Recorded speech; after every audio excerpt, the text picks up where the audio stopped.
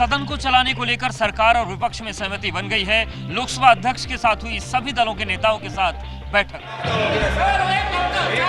संसद के दोनों सदनों में आज भी अदानी और संभल के मुद्दे पर चर्चा की मांग को लेकर हंगामा हुआ और दोनों सदनों की कार्यवाही मंगलवार तक स्थगित करनी पड़ गई। लेकिन इसके बाद सर्वदलीय बैठक में सदन चलाने पर सभी दलों में सहमति बन गई। संभल मुद्दे पर कल चर्चा के आसार हैं। आखिर अंतोगत्वा संभल की चर्चा को स्वीकार किया उन्होंने और कल संभल की चर्चा होगी। पार्लियामेंट इतना दिन तक नहीं चलना, जनता का पैसा नुकसान करना, ये ठीक नहीं है। सबने ये बात माना है। संविधान की 75वीं वर्षगांठ के मौके पर लोकसभा में 13 और 14 दिसंबर और राज्यसभा में 16 और 17 दिसंबर को विशेष चर्चा होगी। इंडिया गठबंधन में फिर दिखी दरार। संसद में हुई बैठक में शामिल नहीं हुई तृणमूल कांग्रेस। तस्वीर उस वक्त की है जब संसद की कार्यवाही शुरू होने से पहले विपक्षी दल के नेता बंद कमरे में रणनीति तैयार कर रहे थे, लेकिन इस बैठक में टीएमसी का कोई भी प्रतिनिधि शामिल नहीं हुआ। सूत्र बता रहे हैं कि टीएमसी संसद के अंदर महंगाई, बेरोजगारी और मणिपुर हिंसा का मुद्दा उठाना चाहती है, जबकि कांग्रेस का फोकस पूरी तरह से अदानी मुद्दे पर है। हेमंत सोरेन के शपथ ग्रहण में शामिल होकर ममता बनर्जी ने ये तो बता दिया कि वो इंडिया गठबंधन में बनी हुई हैं, लेकिन साथ ही ममता कांग्रेस से दूरी बनाकर भी चल रही हैं।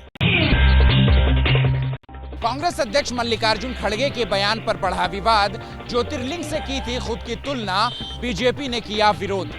मैं खुद हिंदू, मेरा नाम है मल्लिकार्जुन। ये कितना 12 लिंग में से एक पवित्र लिंग हूँ मैं। मेरा बाप ने ऐसा नाम रखा।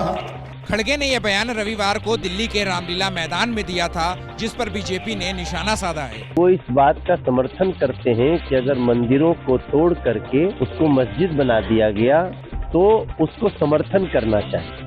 इससे पहले छत्तीसगढ़ चुनाव के दौरान खड़गे ने शिव कुमार नाम के एक प्रत्याशी के समर्थन में जनसभा की थी और कहा था कि शिव कुमार राम से मुकाबला कर सकता है।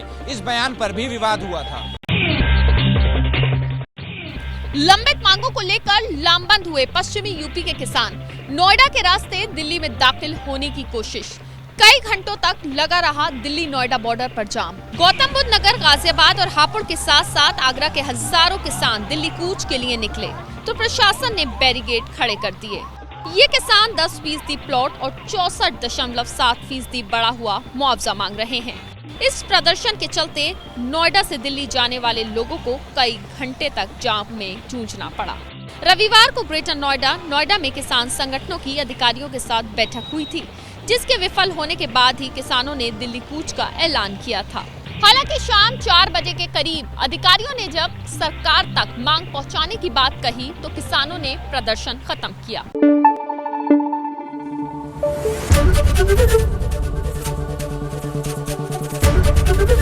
एबीपी न्यूज आपको रखे आगे।